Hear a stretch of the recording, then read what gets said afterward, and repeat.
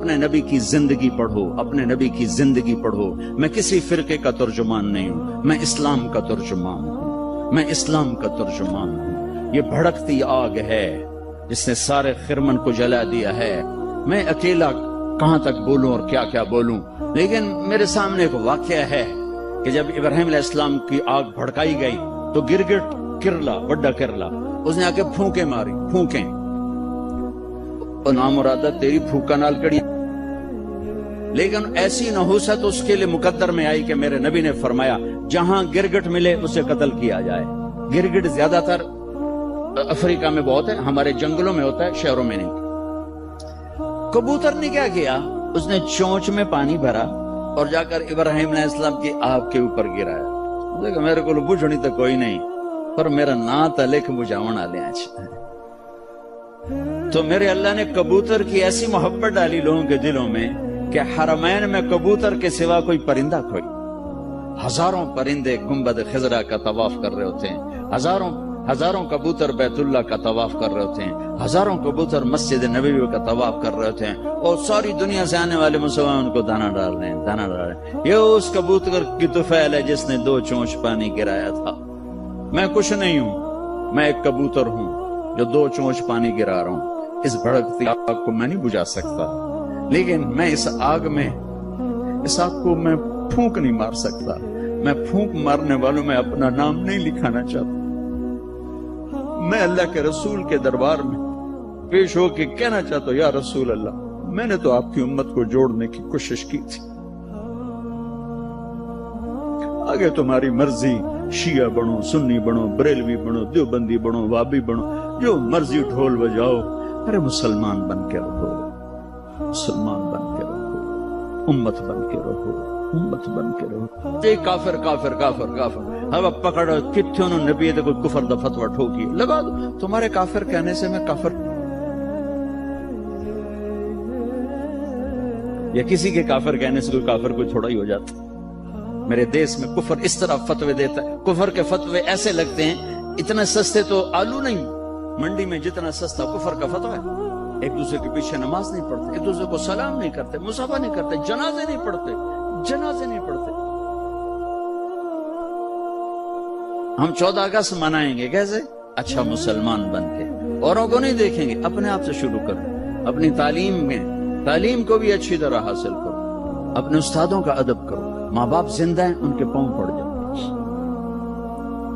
شادی شدہ بیویوں کو عزت و احترام دو، شادی کرنا چاہتے ہو ماں باپ کی رائے سے کرو، عشق و معشوقی میں نہ پڑو، ماں باپ کی رائے سے کرو، اس میں برکت ہوگی۔ ماں باپ کو ہاتھ جوڑتا ہوں، شادی کے مسئلے میں اولاد کی رائے لو، مسلط نہ کرو، یہ ماں باپ کا ظلم ہے۔ اگر وہ زبردستی ٹھونس دیں ایتھے ہی کرنی ہے تو کرنی، تو سے نہیں کرنی، یہ ماں باپ کا جبر ہے، یہ ماں باپ کی زیادتی ہے، یہ ماں باپ کا ظلم ہے جو خاص طور پہ بچیوں پر حد سے زیادہ ہو رہا ہے۔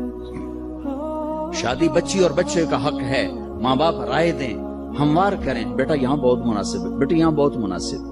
لیکن اگر وہ ہاتھ جوڑ کر کہے کہ میں نہیں کرنا چاہتی، نہیں کرنا چاہتا، پھر تم والدین کو اللہ رسول کا واسطہ دیتا ہوں زبردستی نہ کرنا، یہ تمہاری زیادتی ہوگی۔ لیکن تمہیں اللہ رسول کا واسطہ دیتا ہوں، اگر والدین زیادتی کریں نا تو سہ جانا، اس کے پیچھے بڑی برکت کے دروازے کھلیں گے، بہت برکت کے دروازے کھلیں گے، بہت برکت کے دروازے کھلیں گے۔ کورٹ میرج کے چکر میں نہ پڑنا، بہت بے برکتی ہوتی ہے، زندگی تلخ ہو جاتی ہے، زندگی ویران ہو جاتی ہے۔ اپنے جذبات کو قربان کرنا، جب تم اللہ اپنے ماں باپ کے لیے کوئی جذبہ قربان کرو گے، اللہ وہاں سے تمہارے لیے دروازے کھولے گا عزت کے کہ تم سوچ بھی نہیں سکتے، تمہارے وہم و گمان میں بھی نہیں ہے۔ یہ چند روزہ زندگی گزر جائے گی، آنے والا دن بہت لمبا ہے اور آنے والی زندگی لامحدود ہے۔ تو بھائی ہم اپنے دیش کو حسین بنائیں، محبت کے ساتھ، نفرت چھوڑ دو، بغض چھوڑ دو، عداوت چھوڑ دو، لڑنا چھوڑ دو، آپس میں الفت و محبت سے رہنا سیکھو، معاف کرنا سیکھو، درگزر کرنا سیکھو۔ مالداروں سے کہتا ہوں ٹیکس کی چوری نہ کرو، حکمرانوں سے کہتا ہوں ظالمانہ ٹیکس نہ لگاؤ، اپنی عیاشیاں کم کرو، ٹیکس نہ بڑھاؤ، اپنی عیاشی کم کرو۔ ہمارے ہاں لوگ ٹیکس چراتے ہیں، انکم ٹیکس والے اور یہ مالدار آپس میں مل کے کچھ پیسے انکم ٹیکس والے کی جیب، کچھ اس کی جیب میں، تھوڑے سے پیسے حکومت کے، میں کہتا ہوں دے دو، جتنا ٹیکس مانگتے ہیں دے دو، اگر یہ ظلم ہے تو تمہارا صدقہ ہو کے قبول ہو جائے گا۔ چوری نہ کرو، کہ جھوٹ سے جان بچانا تو جائز ہے، مال بچانا کہتے ہوں کہ میں مفتی نہیں ہوں، لیکن میرا ضمیر کہتا ہے کہ پیسہ بچانے کے لیے جھوٹ نہیں بولنا چاہیے، خاص طور پر جب حکومت کے خزانے میں جا رہا ہو، آگے حکومت اس کو عیاشی میں اڑا دے یا تمہارے کام میں لگا دے، لیکن یہ چوری نہ کرنا، پیسے کے لیے جھوٹ نہ بولنا، جان بچانے کے لیے ٹھیک ہے آدمی جھوٹ بول سکتا ہے، لیکن مال کے لیے جھوٹ بولے بے 4 پیسے اور بچا لوں یہ نہ کرو۔ اور حکمرانوں سے کہتا ہوں کہ ایسے ظالمانہ ٹیکس نہ لگاؤ کہ تمہاری ایک دن کے عیاشیوں پر ہزاروں خاندان پل سکتے ہیں، مقروض خاندان کے عیاش حکمران۔ عمر رضی اللہ تعالیٰ عنہ کے زمانے میں قحط آیا، گوشت کھانا چھوڑ دی، جب تک قحط دور نہیں ہوا بوٹی کو ہاتھ نہیں لگایا کہ کیا میری ساری رعایا گوشت کھا سکتی، جب تک قحط دور نہیں ہوا۔ میں نہیں کہتا تم عمر بن جاؤ گے، چونکہ ہم جیسے عوام، جیسی راجا ویسی پر، جیسی پرجا ویسا راجا، جیسے ہم ویسے ہمارے حکمران۔ مامون رشید سے کسی نے کہا تو ایڈا بڑا بڑا من ہے بادشاہ، میں نہیں عمر کیڈا بڑا بادشاہ تھے، کیڈا زبردست خلیفہ گزریا ہے۔ وہ بڑا سمجھدار تھا، کہنے لگا عمر کے عوام تھے ابو ہریرہ اور میرے عوام ہو تم، اگر میں بن گیا نا عمر تو تم تو مجھے پاگل سمجھ کے باہر نکال دو گے، پہلے تسی ابو ہریرہ بنو پھر میں عمر بن جانا، ہن تسی تا رہو میں بدماش تے میں نو آکھو میں عمر بن جانا۔ ہمارے سارے تاجر جھوٹے ہوں، سارا بازار جھوٹ پر ہو، خیانت پر ہو، اور حکمران وہ کیسے آ جائیں گے دیانت پر؟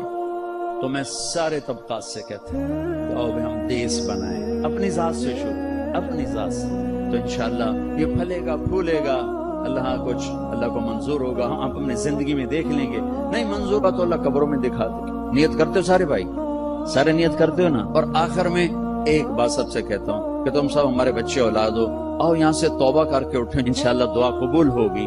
آپ سارے توبہ کی نیت کر لو، ٹھیک ہے؟ کرتے ہو توبہ؟ کہو میرے ساتھ یا اللہ میری توبہ، پھر کہو یا اللہ میری توبہ، پھر کہو یا اللہ میری توبہ۔ ماشاءاللہ اب مبارک ہو، آپ کے کبیرہ گناہ معاف ہو گئے، آئندہ کوئی کرو گے تو پوچھا جائے گا۔ قرۃ اعین وجعلنا للمتقین اماما ربنا لا تؤاخذنا ان نسینا او اخطأنا ربنا ولا تحمل علينا إصرا كما حملته على الذين من قبلنا ربنا ولا تحملنا ما لا طاقة لنا به واعف عنا واغفر لنا وارحمنا أنت مولانا فانصرنا على القوم الكافرين۔ اے بے عیب اللہ، اے بے عیب ذات اللہ، اے ہر عیب سے پاک اللہ، اور ہر صفت ہر خوبی کے مالک اللہ، ہر حسن تیری صفت، ہر کمال تیری شان، ہر جمال تیری شان، شہنشاہی تیری، ملک تیرا، طاقت تیری، قدرت تیری، حیمنت تیری۔ ہم یہ تیرے عیبدار بندے، گناہگار بندے بندیاں، یا اللہ اپنے گناہوں کے ڈھیر لے کر، اپنی ندامتوں کے آنسو لے کر سب نے مل کر تیری بارگاہ میں ہاتھ اٹھائیں، یا اللہ ہمیں معاف فرما دے، یا اللہ ہمیں معاف فرما دے، یا اللہ ہمیں معاف فرما دے۔ اے میرے مالک تو نے سمجھایا ہم کوئی نہ سمجھے، تو نے روکا ہم کوئی نہ رکے، تو بلاتا رہا ہم نے پلٹ کے نہ دیکھا۔ آج تیرے در پر اپنی نوجوان نسل کو لے کر ہم آئے ہیں، اللہ یہ ہمارا سرمایہ ہیں، یہ ہماری دولت ہیں، یہ ہمارا دھن ہیں، یہ ضائع ہو گئے اللہ ہم بھی ضائع ہو جائیں گے، یہ بن گئے تو یا اللہ ہم بھی بن جائیں گے۔ اے میرے مالک ان بنانا بھی تیرا کام ہے، سدھارنا بھی تیرا کام ہے، ہماری اس نسل کو خوبصورت نسل بنا دے، ہماری اس نسل کو اعلیٰ ترین نسل بنا دے، ہماری اس نسل کے دلوں میں تو بس جا یا اللہ۔ اس دل کو جو گناہوں سے بھرا ہوا ہے پاک کر کے اپنی محبت کا عرش بنا دے، اپنی معرفت کا عرش بنا دے، اپنے حبیب کی محبت سے بھر دے، اپنی محبت سے بھر دے۔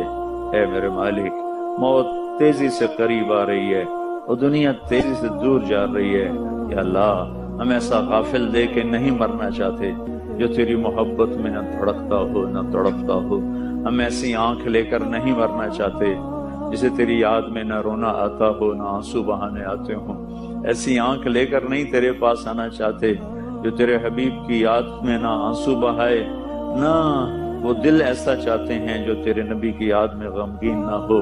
یا اللہ اپنے لیے رونے والی آنکھ دے دے، اپنے حبیب کی محبت میں رونے والی آنکھ دے دے، اور اپنی یاد میں تڑپنے والا دل دے دے. اپنے حبیب کی محبت سے آباد دل دے دے. ہمارے سینوں کو ایمان کے نور سے روشن فرما دے. یا اللہ ہماری اس نسل کو روشن فرما دے.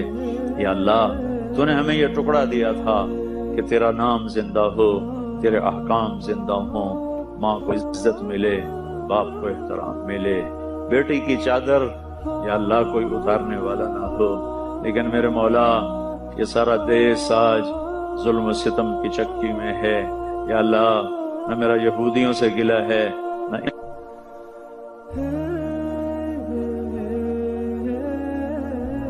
ہمیں اپنی قدرت سے یہ خطہ دیا، ہم نے اپنی نادانی سے اسے خون کر دیا ہے، اسے لہو لہان کر دیا ہے.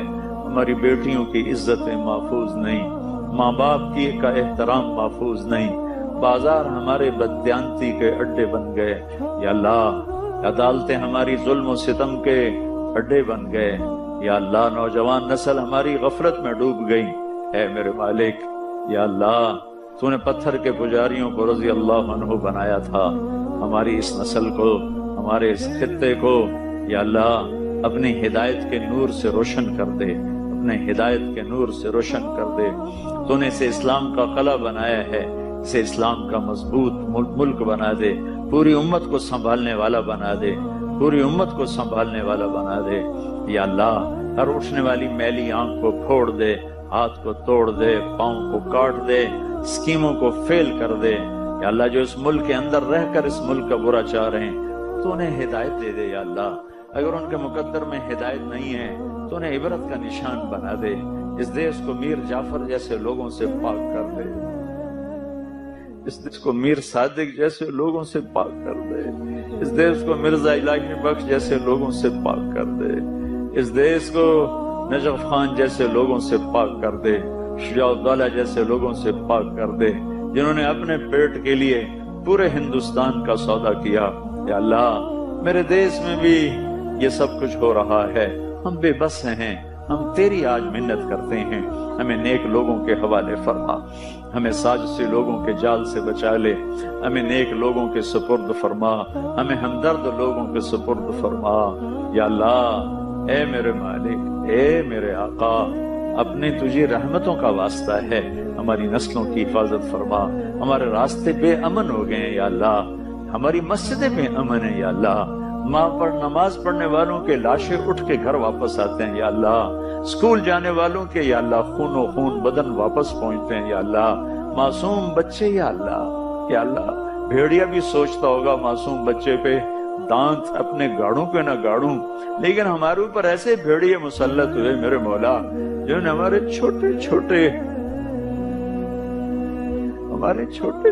معصوم بچوں کے سینے چھلنی کر دیے.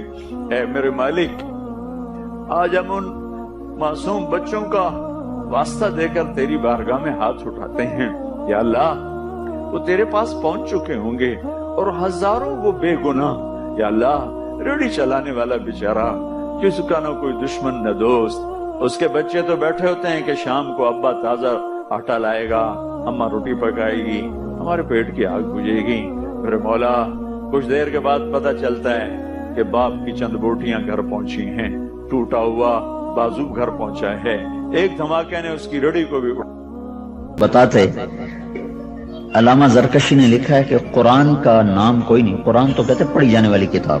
قرآن میں قرآن لے آئے، قرآن نام نہیں ہے، قرآن پڑھی جانے والی کتاب.